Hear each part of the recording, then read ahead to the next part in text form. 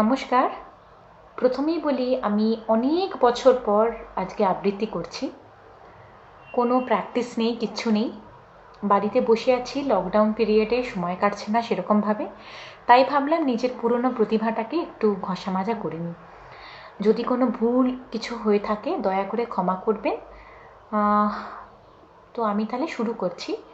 আজকের কবিতাটার নাম হলো ময়ূরপঙ্খী। হে নূতন দেখা দে বারবার, জন্মের প্রথম শুভক্ষণ। হে নূতন।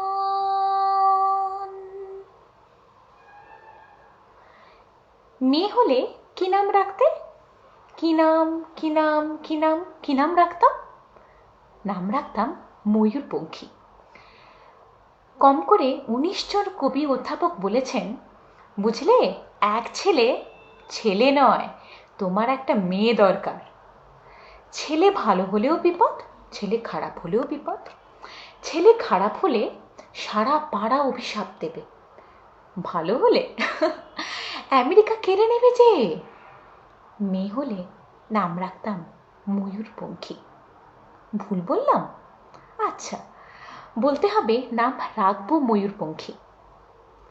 ছোট্ট ছোট্ট পা, ছোট্ট ছোট্ট হাত, টলমল করে সে এগিয়ে আসছে আমার দিকে। মা, মা, তুই আমাকে ভালোবাসবি তো? ছেড়ে যাবি না তো? অ্যাপ্লাই করেছো? জিজ্ঞেস করলো সমস্বরে তিনজন। আমি বললাম, আরে আমি দেখেও এসেছি, যে কোনো দিন হোম থেকে টেলিফোন এলেই ছুটতে গিয়ে আমি তুলে আনবো আমার ময়ূরপঙ্খীকে। চুমোয় চুমোয় তাকে ভরিয়ে তুলব। সে তার 4 বছরের দাদা অরুবাবুর সঙ্গে সে কাদা হয়ে ঘুমিয়ে থাকবে। অ্যাপ্লাই করেছ? মাত্র এই দুটো শব্দ, দুটো ধ্বনি, এত তীক্ষ্ণ কখনো লাগেনি আমার। রাত্রে ঘুমের মধ্যেও বহু দূর থেকে প্রতিধ্বনি এসে জিজ্ঞেস করলো, অ্যাপ্লাই করেছ? আমার জন্য তুমি অ্যাপ্লাই করেছ? হাওড়া, শিয়ালদা, চৌরঙ্গি, কালীঘাট, শোভাবাজার, ফুটপাত থেকে ছোট্ট ছোট্ট কচি হাত, হাজারে হাজারে হাত উঠে এলো ঘুমের ভিতর। আমার জন্য তুমি অ্যাপ্লাই করেছো মা? আমার জন্য তুমি অ্যাপ্লাই করেছো? বাকি রাত উঠে বসে থাকি।